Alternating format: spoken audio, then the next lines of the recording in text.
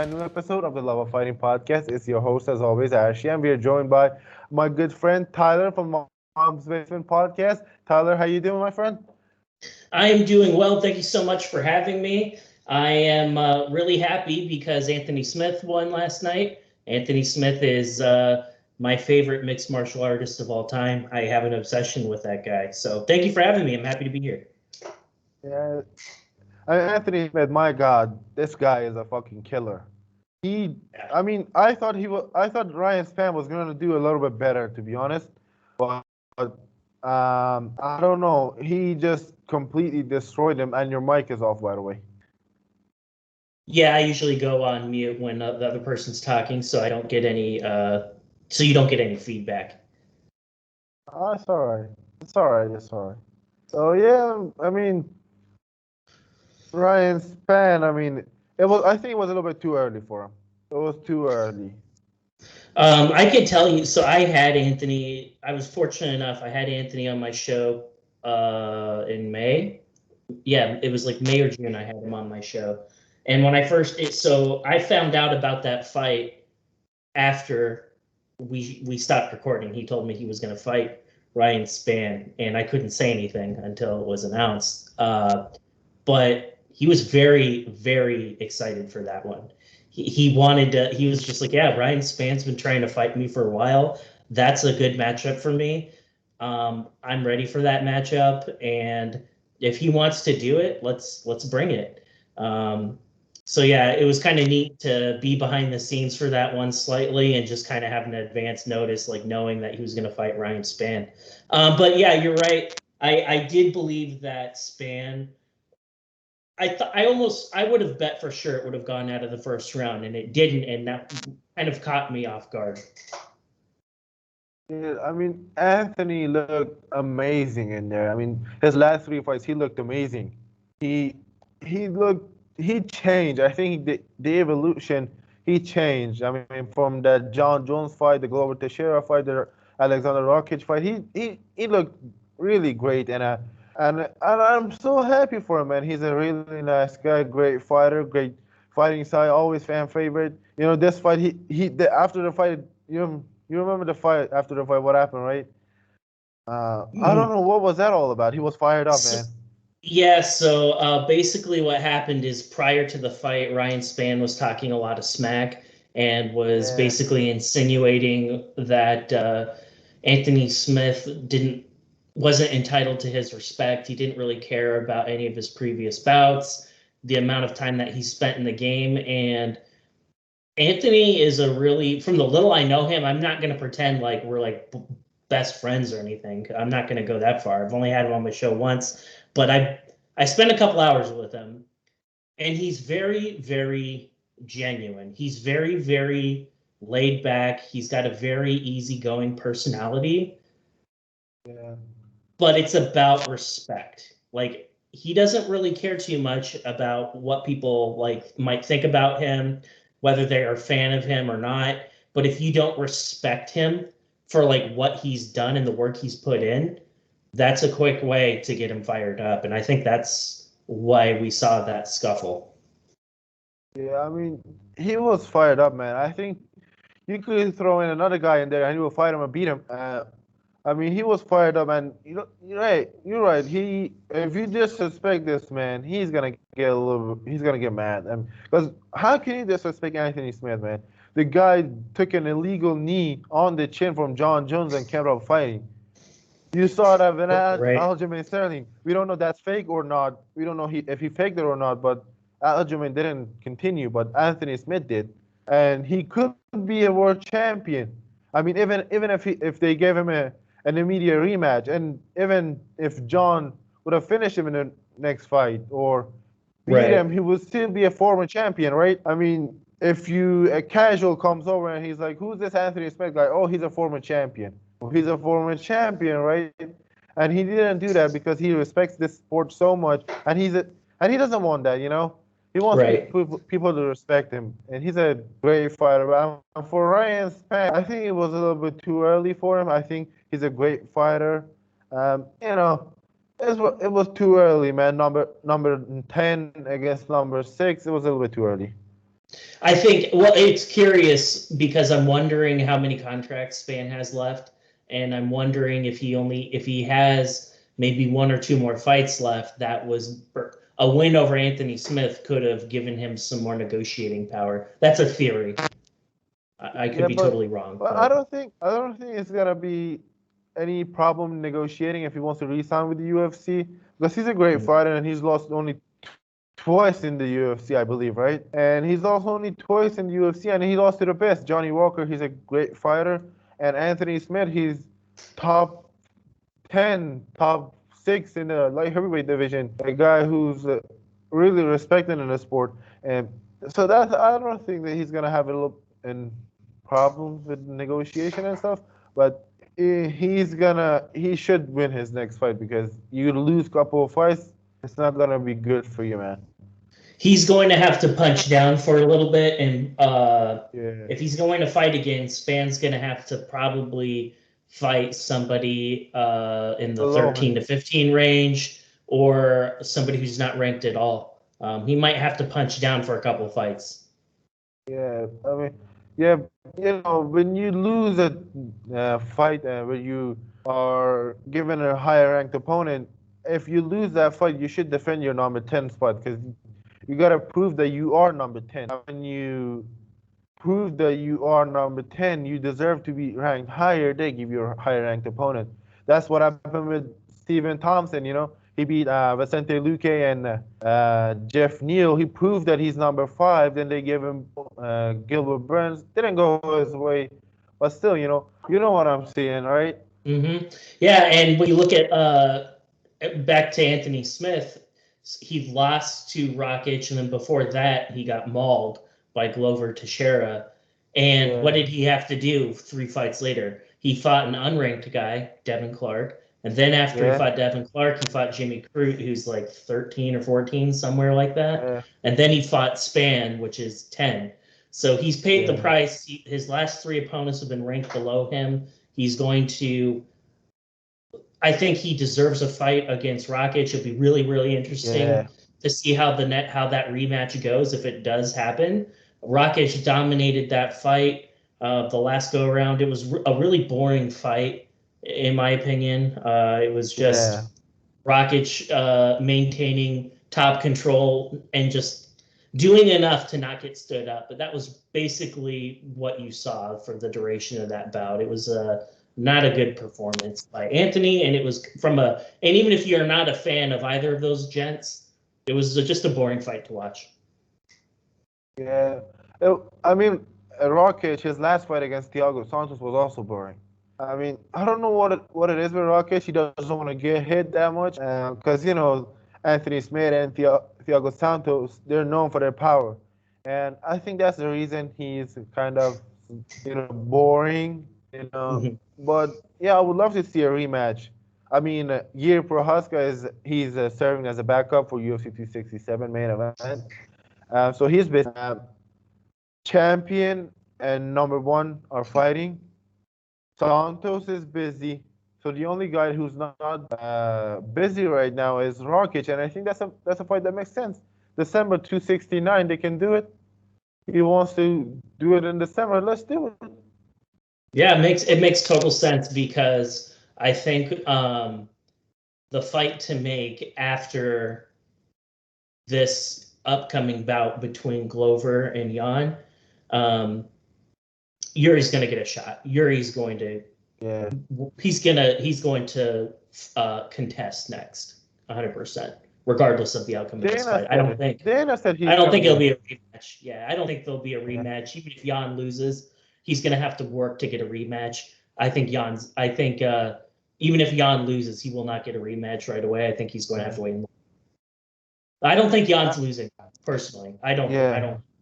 I think This is a situation I believe right now. This is a situation I believe is going to happen. If Glover wins, he's going to retire. I believe he's going to retire. I mean, in every interview, he's talking about retirement. I think he wants to retire after this fight. If he beats Jan will fight Yuri Prochazka for the vacant title, or Rakic if he doesn't fight Anthony Smith, or if he fights him and beats him, Rakic or Yuri Prohaska, and maybe we get Anthony Smith versus Jan Blachowicz. We don't know, but I don't think Jan will get an immediate rematch if Glover decides to stay and not retire. Yeah, that's a good point. It'll be really interesting to see kind of what happens. I don't think the light heavyweight division, I don't think there's really going to be much of an indicator as to what is going to happen until that bout occurs. Once that title bout occurs and we find out the outcome of that, then the other dominoes will start to fall. I mean, I mean, this division is stacked and it's so confusing. I mean, everybody's busy and you don't know who's gonna fight who's gonna fight next, who's gonna, I don't know, challenge Blachowicz after the belt if he wins. It's so confusing. And like you said, I agree. It's gonna open things up a little bit. The fog is gonna go away after this upcoming title fight. I'm just excited for the light heavyweight division, man.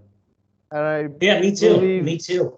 Yeah, I believe Yuri Prohaska will be champion if he either beats Blachowicz or Blachowicz if he retires. Yuri Prohaska can win the title, and he's a damn entertaining fighter, man. 2 fights in UFC, 2 knockouts. I mean, I was just screaming it gets like 5 a.m. in the morning, and my dad was coming over like, "Shut the hell up, kid! It's 5 in the morning. Stop screaming like a fucking idiot!" Like, Dad, come on, watch this fight. And he sat down next to me, and he started screaming. Like, I was like, "Dad, aren't you the guy that was like, shut the hell up?" And it was like, dude, this guy is amazing, and he was making fun of his hair for like a week. I tell you what, I think you are right, though. I think it's only going to be a matter of time until we see gold around Yuri's waist. He is insanely talented. He's freakishly strong. The only thing that could possibly make him lose a fight, in my opinion, is himself. And what I mean by that is he can get eager. He can get a little overzealous sometimes. Yeah. And that will open him up for a counter. And I want to say, I could be wrong. It could have been against, did he fight Ozdemir? Yuri? Yeah. Okay, so he fought Ozdemir and he mauled him. But there was one point in that fight where Ozdemir countered and clipped him bad. And if you want to beat Yuri, that's how you do it.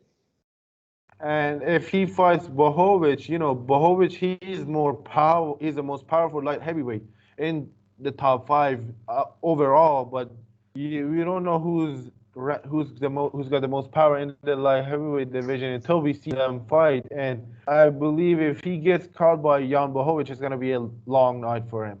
And you cannot get caught by Jan Blachowicz. I think another guy I want to see get back out. Speaking of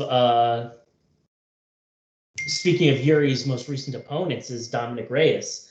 I'd like to see where does he fall into the mix, because he's also ranked above Anthony Smith, and that's also a really interesting fight potentially. Anthony Smith versus Dominic Reyes. I think that's a really good one to open up a pay-per-view or something like that. That'd be a fantastic fight. Yeah, something like that. That's a great fight, but the damage that he took, Dominic Reyes, my God, I think he should take a little bit more time to heal mentally. I mean, he's physically healed. I mean, we can see him on Instagram every day.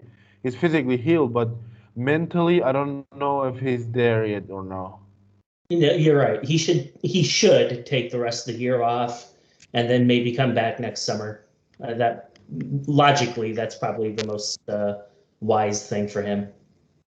Yeah, I think he should take some time off. But let's talk about 266 for a minute. Let's do it. It's next week, man, and I'm really excited for this fight. Really excited for this fight card, and it's a best fight card, and it's underrated, man. It's really underrated, criminally underrated.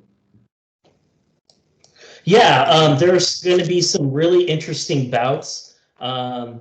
one of the fights that I honestly am looking really forward to is I'm really looking forward to Robbie Lawler and Nick Diaz. There are no Oh, championship ramifications whatsoever, but I'm curious about that one. I think has a potential to be a very fan-friendly fight. It should be very entertaining.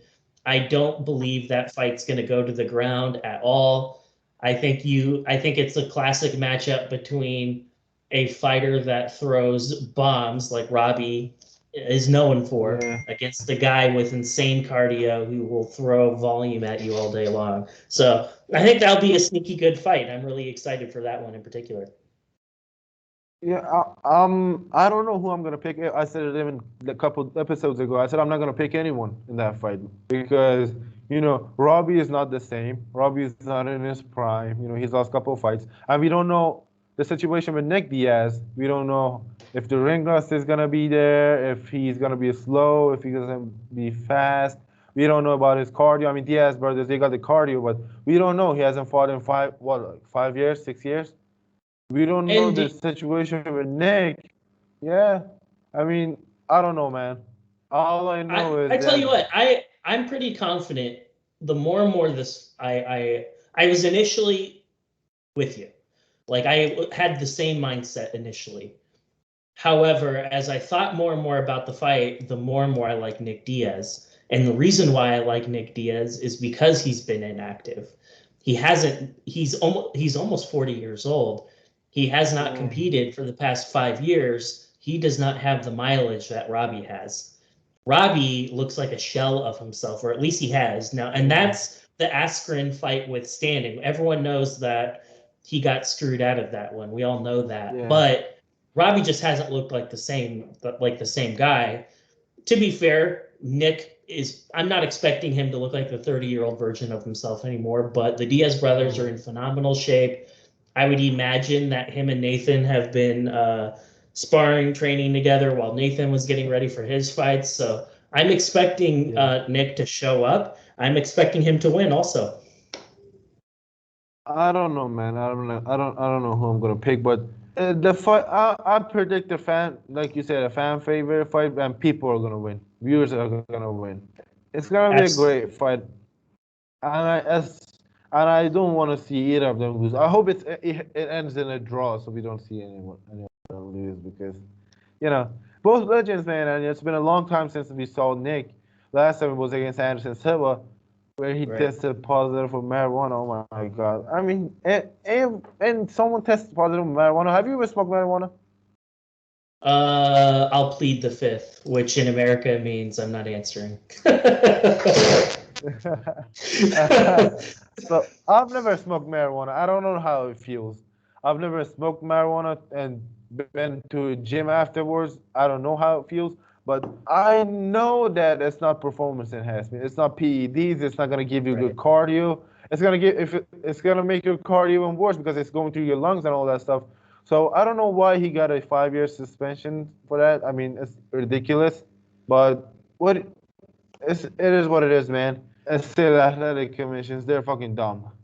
It is stupid. It was very very harsh, and I think when you look at this, what it to me it is completely ridiculous how Nick was suspended for 5 years for smoking marijuana, and Yeah. TJ Dillashaw takes a EPO, a performance 2 years. enhancement, and he's gone for half the time, less than half the time. That doesn't make sense to Yeah. me. And if anyone's going to That serve doesn't make 5 years, sense at all. it should have been Dillashaw. Dillashaw should have had a 5 year ban. Yeah. I mean, Anderson Silva, how long was he banned? 2 years? Year? Yeah, Six yeah, months?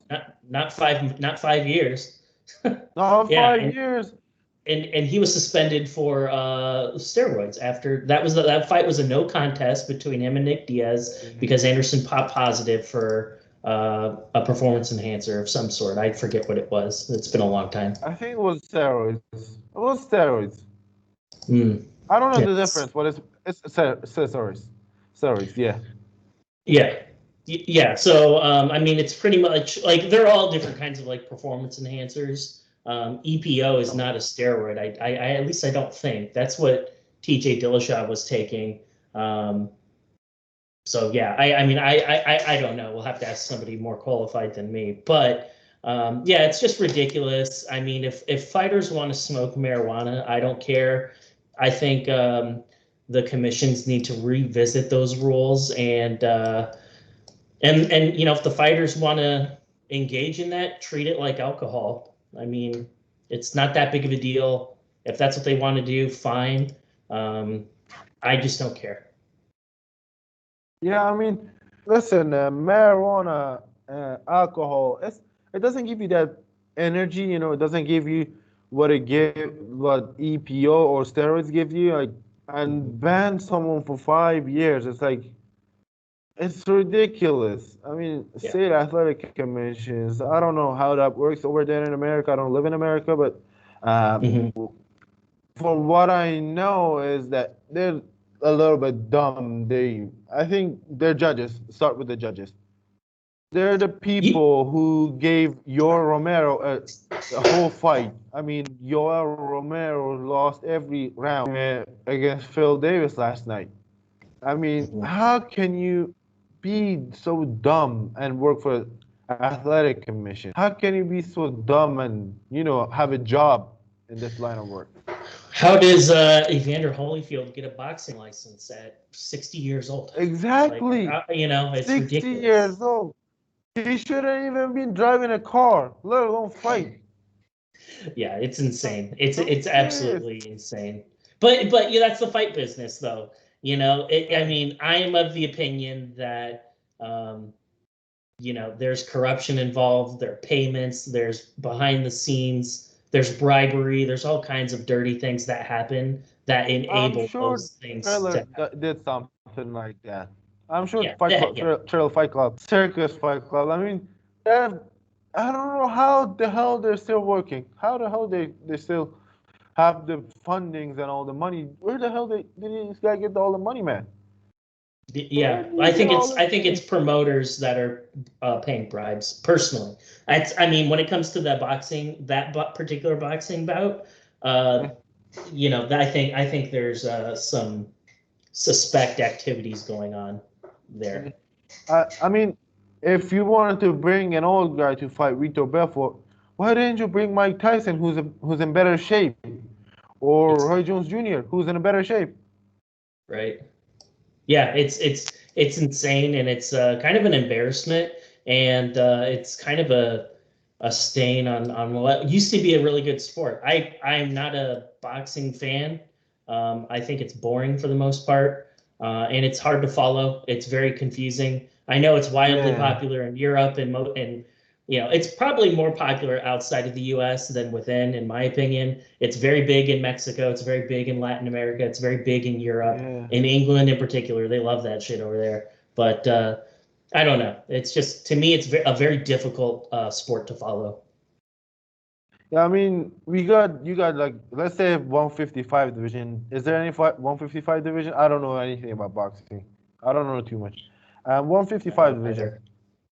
either. Um, let's say there's 50 champions, 200 unified champions, 600 interim champions, 50 number one contenders. All that is confusing and it's hard to follow. And Yeah, and then you have all the it, different various federations that are out there, and anytime two guys fight, it's like they have like the people in their fight crew holding up all their belts because every fighter has a 12 belts or something, and yeah, it's just kind of crazy. the announcer is like sitting there introducing fights like for the WBA, WBC, WBO, unified this, that. I mean, come on, man. Have one Yeah. belt or separate these organizations. I mean, WBC for itself, IBF for itself, WBO for itself, just like UFC, Bellator, ONE FC, PFL, all that stuff. Ryzen, you know, Yeah, it could be better. and more people would follow it, in my opinion, if it were like Yeah, that. It's very difficult to follow, and you have to. It's a lot of work. It's very difficult for yeah. casual people or people that are new to the sport to like figure it out. it's almost the same with like football in America. Like when you're trying to like talk about football, you got the Champions League, you got the World Cup, you got the Euros, and like if you're not familiar with it or have an understanding of how it works or how Manchester United could play Real Madrid, like that's a lot to try to explain to somebody. And I think boxing has that similar problem, but it's even more complex. Something as simple as fighting should not be as difficult as what they make it out to be. Yeah. Like my friend, one of my friends who is an MMA guy, he watches MMA every day. Like he came over and we wanted to watch the Canelo Alvarez versus what was his name? BJS, Billy Joe Saunders, and he was like, "Isn't Canelo the champion?" I'm like, "Yeah." Well, why does Joe Saunders? Why does he have a belt? I'm like, he's a champion too. Well, like in the same division? Like, yeah. And who is this Plant guy, Caleb Plant? Who is this? I'm like, he's a champion. Like, same division? I'm like, yeah. This Yeah, it's is crazy. confusing. Yeah. Yeah. But let's not talk about boxing, man. It's confusing. My mind is like blowing up, like thinking about it. Let's go back to like our world, what we understand. So for UFC 266, yeah, it'll be a really good card. That's just one of the fights, but there are a lot of others on here that I think are going to be really entertaining to watch.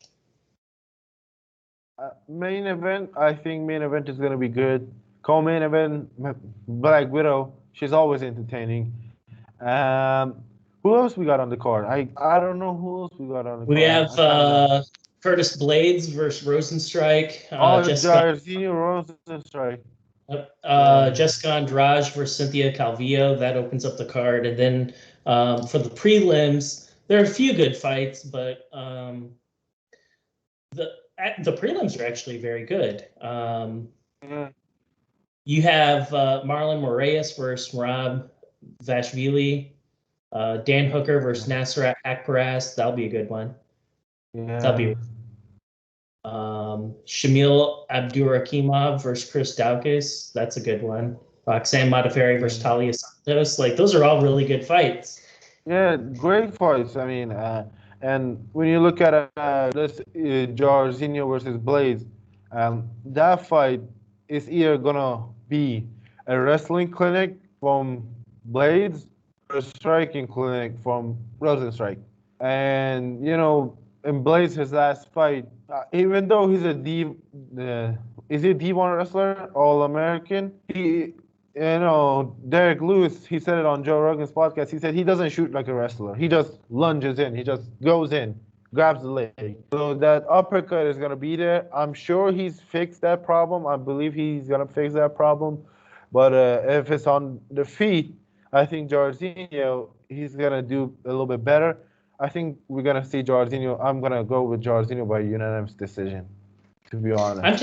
I'm going to take Curtis Blades, and I'm pretty confident in Curtis Blades' ability to get him to the ground. I think Rosenstrike does one thing, and he does one thing very well. He kickboxes phenomenally well, but he has no output. He's kind of boring, honestly, in my opinion, for a striker. He's kind of a boring guy to watch. I think that Blades is going to figure out a way to use clinch control or get a takedown. I see this fight going down to the ground. I don't see Rosenstrike. I'm not confident in his takedown defense against Curtis Blades. I think Curtis Blades is going to figure out a way to take care of it.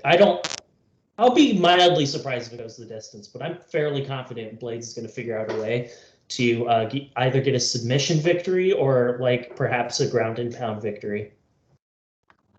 Maybe, and what we don't know that, like you said, it's Jairzinho's takedown defense. And what I'm really curious is, Blades, is he gonna, is his chin, is he gonna be the same? Is it gonna be the same after the Derek Lewis fight, which I think you don't know in the heavyweight division, because everyone's got that power, man. And that's true. Ring light just died.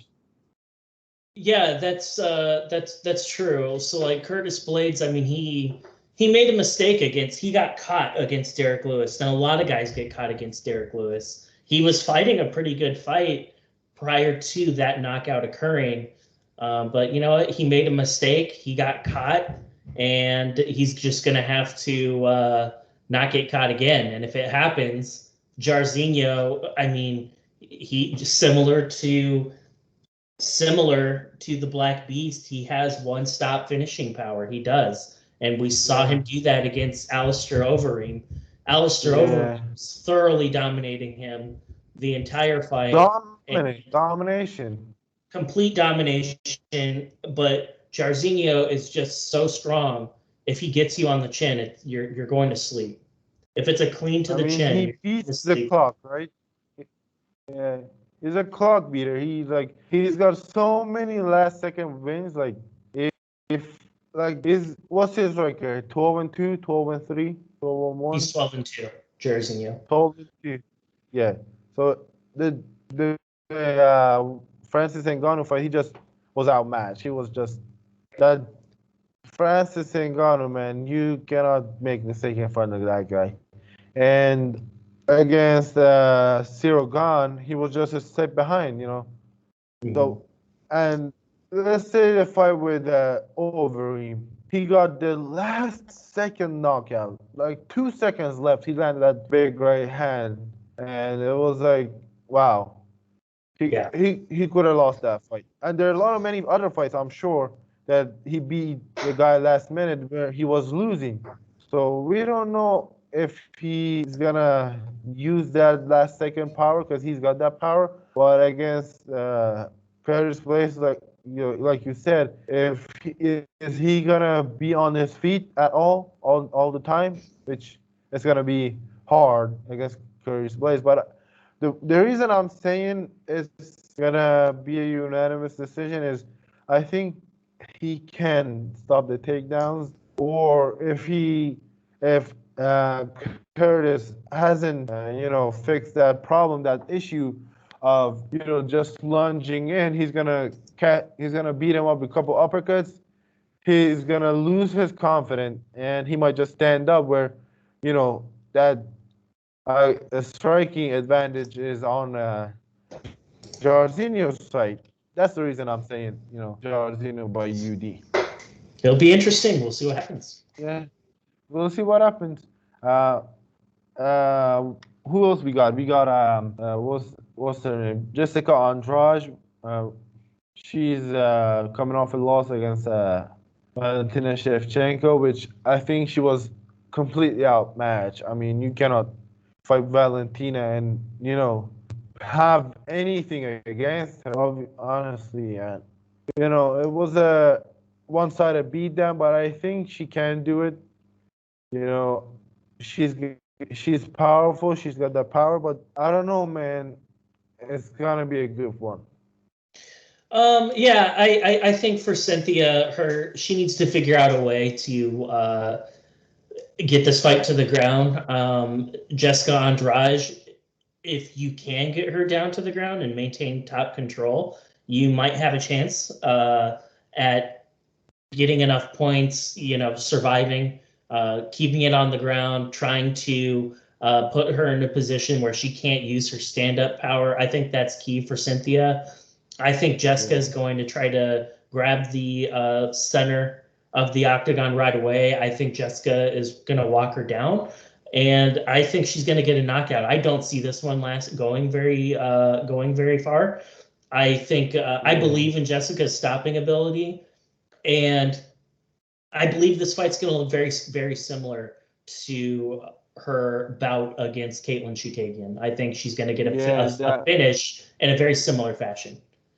Yeah, and I don't know about.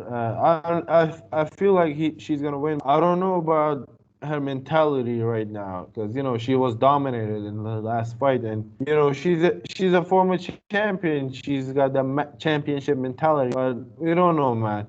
When you get dominated like that, it's hard to come back. But I believe she's gonna win. It's gonna be a tough win. It's gonna be hard to get a win. And, I like Jessica myself. I agree. Yeah, and then it's Valentina Shevchenko against Lauren Murphy. Yeah, I think Black Widow is gonna take it. she's unbeatable at 125. I don't disagree. I think I don't know if anybody in that weight class can beat her. She's perfect in in everything. Um, with that being said, Lauren Murphy, I think I would say she has a better chance if she had stopping power. But if you look at Lauren Murphy, and I Yeah, love Lauren Murphy, I do. I love watching her fight. Most of her fights are unanimous decision victories. She's had a few yeah, stops, yes. She's had a few submissions, yeah. um, A few submissions. Yeah, but I think she has a very narrow pathway to victory. I think she needs to get a finish, and good luck. Good luck. yeah.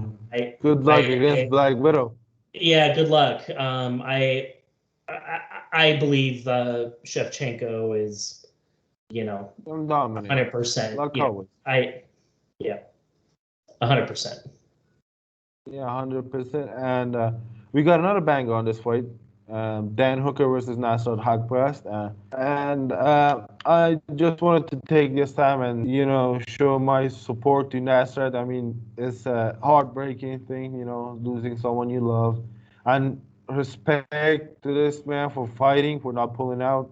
And this fight, like the last one, it's not gonna go the distance. And I think Dan Hooker will get it this time around. I mean, he's lost two in a row, but still he's a great fighter, which I believe that experience and that power is gonna give him a little bit edge in this fight. What do you think? I like hack press actually. I do. Yeah, Um, I like the guy. I do. I think hack press. He just needs to put it together. He's fought some bouts in the past where I don't think we saw the best version of himself. I think a very good example of that is against Alexander Munoz. Alexander Munoz was a heavy underdog going into that fight, and he gave Haqparast a fight. And Haqparast came away with a unanimous decision victory. I had a problem with that. I personally thought Munoz did enough to win. Um, that's just my opinion. For Dan Hooker, I kind of view this as he's on a three-fight skid. I think he lost against Paul Felder. I think he's incredibly lucky Yeah, to have walked away with a victory under those yeah, circumstances. He had a fantastic fight against yeah. Dustin Poirier. That Fantastic fight fight was freaking. That was one of the best fights. That was probably the best I've ever fight of seen. 2020. Yeah, that was Yeah, well, I think the best fight I've ever seen is McDonald Lawler too. But I mean, yeah. that was the best fight of 2020, Of 100%. 2020. That Yeah, gave me the same vibe. yeah, and I mean, I do, I like Hooker, I like him a lot. Um, we saw him get clipped against Michael Chandler early. I think there were a lot of people that were disappointed with that. A lot of people wanted to get their money's worth out of that fight, and it just didn't really happen. Yeah. I I think if I'm Hack Press needs to use grappling. He needs to clinch Dan. He needs to get Dan in the clinch. He needs to make this a ground fight. If this turns into a kickboxing or a Muay Thai fight, Dan Hooker has a Dan, significant Dan gonna. advantage. That's not a place you want to be against a guy like Dan Hooker. But Exactly. both of these guys have kind of wilted in the spotlight at times.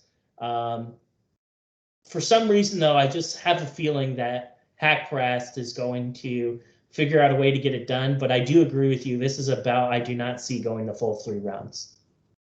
And we don't know about Hackbrass is his mentality right now. Losing his mom and all that stuff, and he might be in a little bit shock mental. You don't know that anything about that. It's just not. It's not just the power and the skill. It's always about the mental. It's also about the mentality. And I don't know, man. I feel like Dan Hooker's gonna get it. He's gonna get it, and he wants to show that he can be. He deserves to be in the top 10 and top 5, and maybe get a title shot if he wins a couple of fights in a row. Yeah, it'll be. We'll see what happens. That's definitely That's a free fight for everybody, so that's going to be on the prelims. So, yeah, that'll definitely be one to keep an eye on. That's for sure. That should be an entertaining one.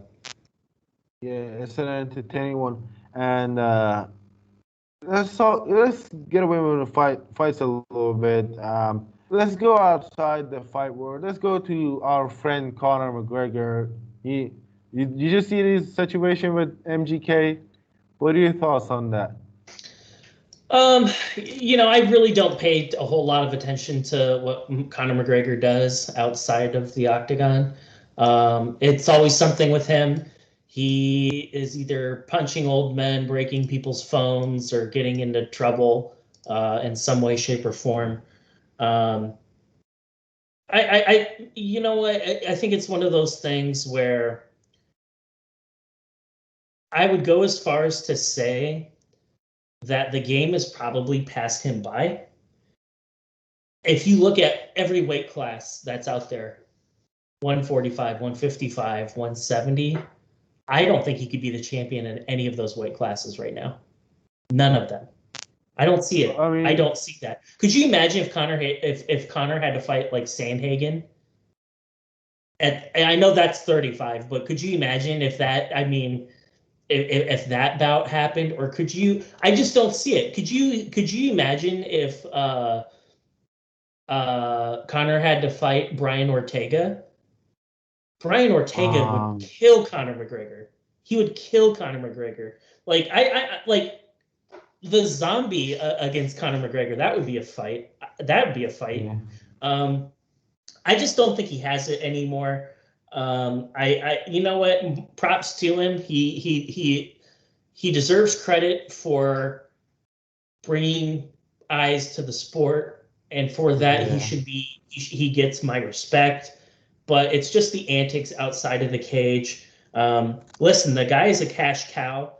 The UFC will never release him. He could lose the next 10 fights in a row. It doesn't matter. The guy brings money to the table. His spot is safe in the UFC. He's not going anywhere.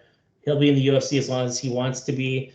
It's just a matter of like determination and hunger. Does he still have it? Does he still want to be out there? He's not going to fight Dustin Poirier again. No. That's not going to happen. I think for both these guys, just given their recent history, I think there's one fight left to make. It's the trilogy against Diaz. I think that makes sense for both of those guys. And then after that fight, both of those guys probably need to go away. Maybe, I think. Let me tell you this, and I'll tell you about the MGK situation. I think they're saving Tony Ferguson for Conor. I mean, Tony, he's not getting any fights. We're not hearing anything about him. I believe Tony Ferguson will fight Conor when Conor comes back, which is an amazing fight. You know, Tony's lost 3 in a row. Conor 2 in a row, snapped his leg. I'm dealing with the same injury myself right now. It's a bad thing. You know, we don't know what's gonna happen in that fight. But I think Conor's comeback fight is against Tony Ferguson, then Diaz, and maybe if Dustin loses a fight to Oliveira, maybe there's like a 5% chance that we see Dustin Poirier against McGregor 4. Dana said the rematch will happen. Dana said he's thinking about the rematch. He wants it to happen.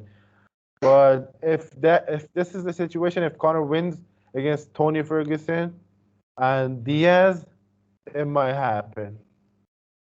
Yeah, we'll see. It's just a matter of, you know, he brings money and he brings publicity, that is like oxygen meeting the flame in the fight business. You want people's attention. He's a cash cow.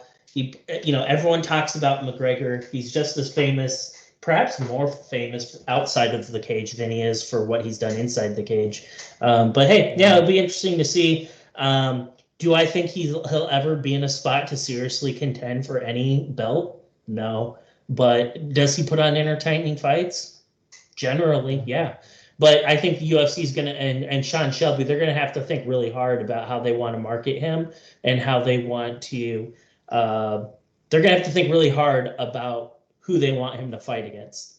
I think they're going to have to be a lot more selective about that.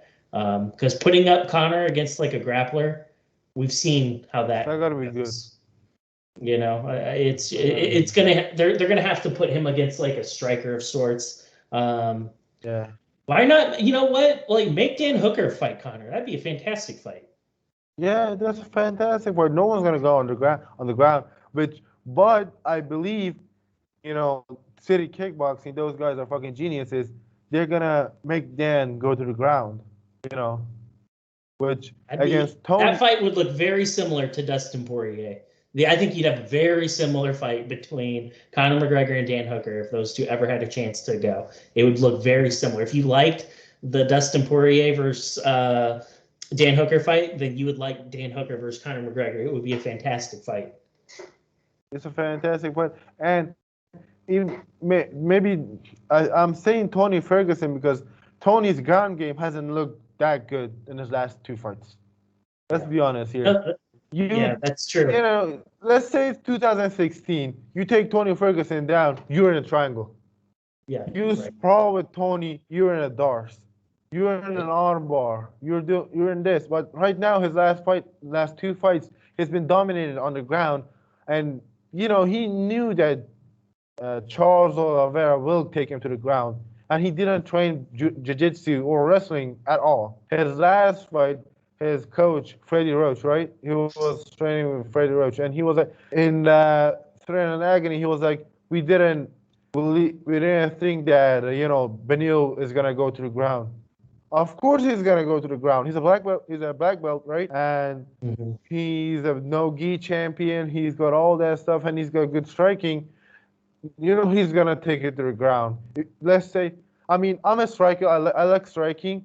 But if I have a black belt, it's on my backpack. If I can't do it on the feet, I can't do it on the ground. They should have expected that. And I think that's the reason I'm saying Tony Ferguson versus Conor McGregor will happen. Because Tony, he doesn't like to train grappling anymore. I don't think so. He's going to just box people. He wants to outbox people. And that's the reason I'm saying Tony Ferguson versus McGregor is the fight. Yeah. I think then it's just a question of, will people pay $60 or $70 to watch that fight? I haven't paid for any pay-per-views in my life. I don't think you have to. For pay-per-view.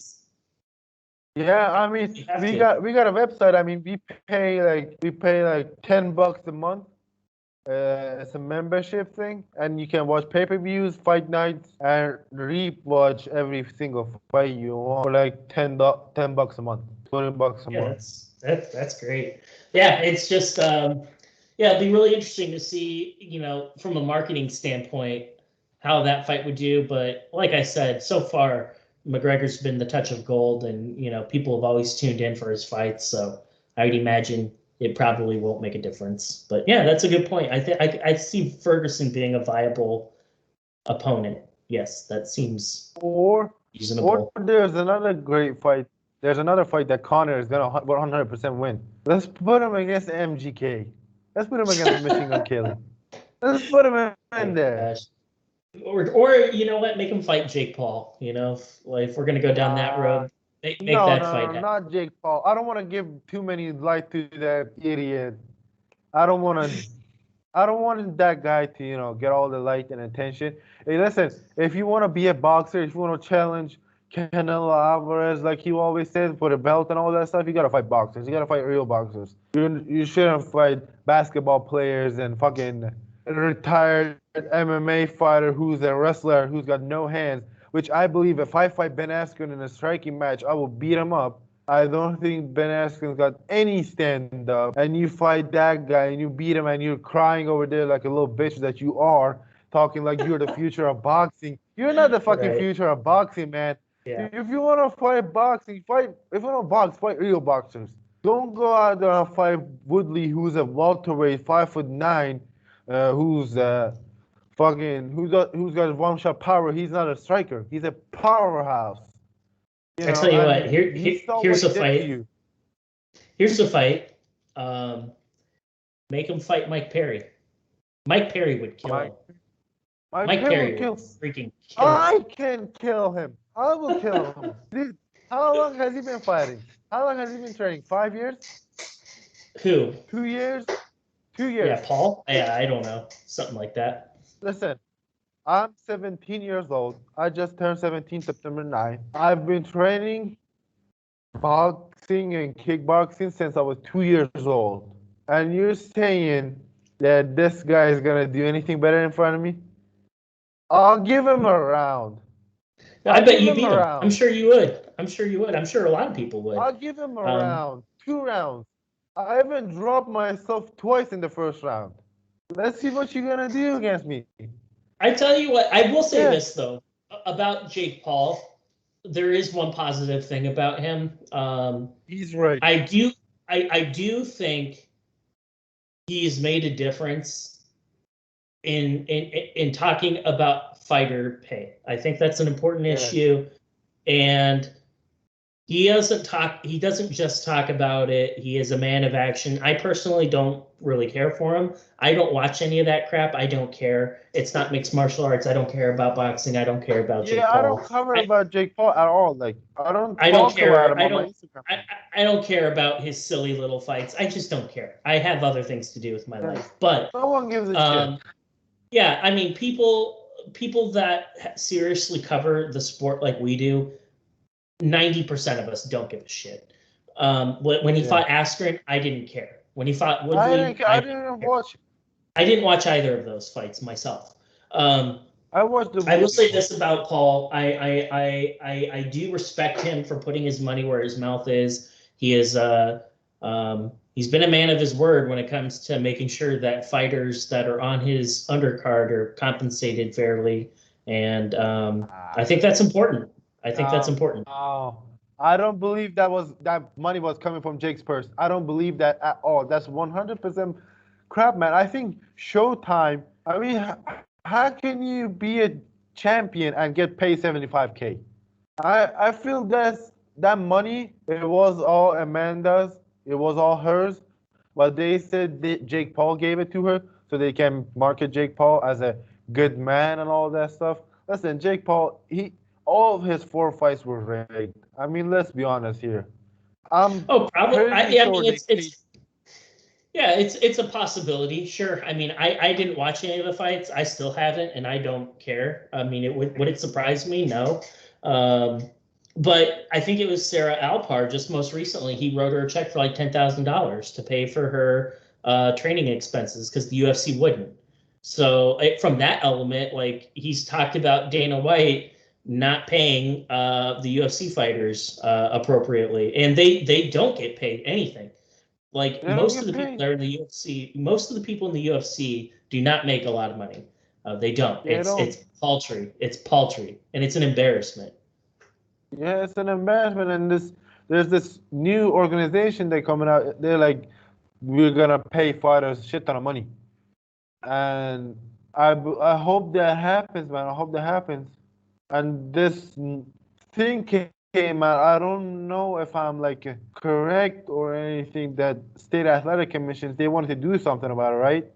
I'm not sure. I'm not 100% sure. But do you remember like they said something about paying fighters more like 50% or something? Do you remember what was that? I don't actually remember correctly. Yeah, I don't recall myself, but. It's they have the money. They just choose to line their pockets with it. And hey, listen, it's the business. People need to make money. I understand that, but the product is the fighters. And I hope this new mixed martial arts league that they're kicking off, I hope it's great. I hope they're able to attract top talent because I don't want the UFC to hoard all of the best fighters. I think it'll make the fighting game a lot better, and it'll even the playing field out a little bit if this does become a viable promotion. I think it will, and a lot of people are talking about them because they said they're gonna pay fighters what they're supposed to be paid. I mean, You go out there, you battle, you fight someone, and you beat them up. You you're putting your life on the line. Your health is everything is on the line. Chris Weidman snapped his leg. He did. I don't think he had enough money to pay for the right doctor. You know what I'm saying? I don't think he had enough money to go to a real good doctor.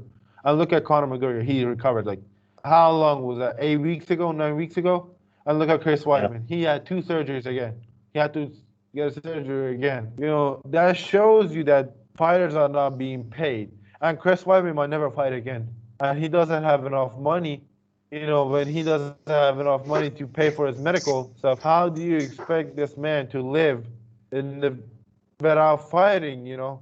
That's the thing with Yeah. Dana. Dana once said it. Dana said it. If I pay my fighters $30 million a fight, they're not gonna fight anymore.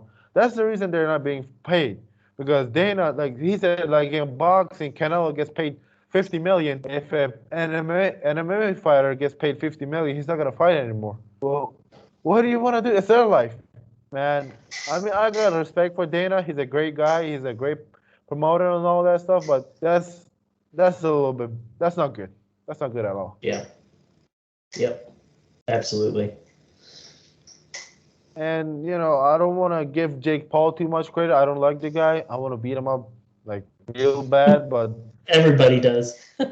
no, I really want to fight him because show him if you fight a guy who's like mainly a striker like me. I'm not gonna say I'm a great fighter. I had a couple fights like underground fights. Not even my coaches know. I'm saying it on the podcast because I know they're not gonna watch it because I haven't told them anything about it. I had like 6 underground fights, like nobody knows about it, and I did good. I got 6, 7 fights. I finished all of them in the first round, and you know, I know that I can beat Jake Paul because I'm a pure striker. I know how to strike. Like it's like putting Izzy in front of Jake Paul, and I'm not comparing myself to Israel Adesanya. I'm saying like a guy who's expert in striking. He doesn't know anything else except striking. And Hmm. you put him against Jake Paul. It doesn't matter if it's like just boxing. Izzy's gonna beat him up, and that's it. That's the thing. I've been, you know, training and striking, kickboxing, boxing, Muay Thai since I was like 2 years old. It's been 15 years. He's been training for like 2 years, 3 years, and you gotta come over here and like beat a guy who's like has that striking. I'm not saying Tyron Woodley doesn't have that striking. He does, but he's mainly a wrestler with a wrestling background, a guy who's coming off a wrestling background, and he's got the power, man. If you watch him like watch pure boxers, he struggles. And you saw him against Wonderboy, a pure striker, a guy who's known for his striking. He freezes up, and that's why you saw Tyron freeze up. So I'm not gonna give myself too much credit here. Nobody knows who I am. Nobody knows my fighting style. If I'm gonna find the footage and I'm gonna put it on my YouTube channel if I find it. But yeah, I wanna fight Jake Paul, man. I don't give a shit about the money. I just want to beat him up. I want to knock him out in front of the whole world just to show him that when you fight a guy who's younger, faster, stronger, and and the same size as you, you're gonna get your ass kicked. Well, I wish you luck in your endeavors, my friend. That sounds fantastic, and he should Yeah, be humbled. So I yeah. think that's freaking cool, man. Good for I, you. I mean, yeah. If I ever fight Jake Paul, I would donate 25% of my purse to charity. I would do it. Donate 25% to a charity that helps young fighters. Because I want to be a fighter myself and all that stuff. I'm having a lot of difficulties around here because there are Sure. not good gyms, and I want to donate if I ever fight Jake Paul or if I ever make money shit like Jake makes. I'm gonna donate 25% of that to a charity that helps fighters. I mean, I just want to beat people up, man. I just want to beat people up. Hey, fair enough, man. Fair enough. Hey, I don't mean to be rude, my friend. I have a show at 1:30. I know it's way later for you, but it's Yeah, 1:20 I p.m. know. I just wanted to say it like now. I wanted to wrap it up. It's like 9:50 here. I'm about to Yeah, yeah, I yeah. have to pick my mom at 10. I got 10 minutes. So I'm ready. Like I put on my everything. I like usually when I'm doing an interview and all that stuff, I don't put my pants on and just a t-shirt and microphone. I got my socks on, I got my shoes on, everything is ready. I'm gonna wrap this up. We're gonna wrap this up, guys. Thank you so much for tuning in. Tyler, it was amazing talking to you, my friend. Looking forward to more collab, with you and guys from Kafka Sports. And this is amazing, man. I hope we get to do whatever we want, and I hope everyone can follow their dreams and be successful in what they want. And to you too, Tyler. You're a great man. I'm a big fan. Thank Thank you you. guys for tuning in. Um, Make sure to like and subscribe and follow your dreams.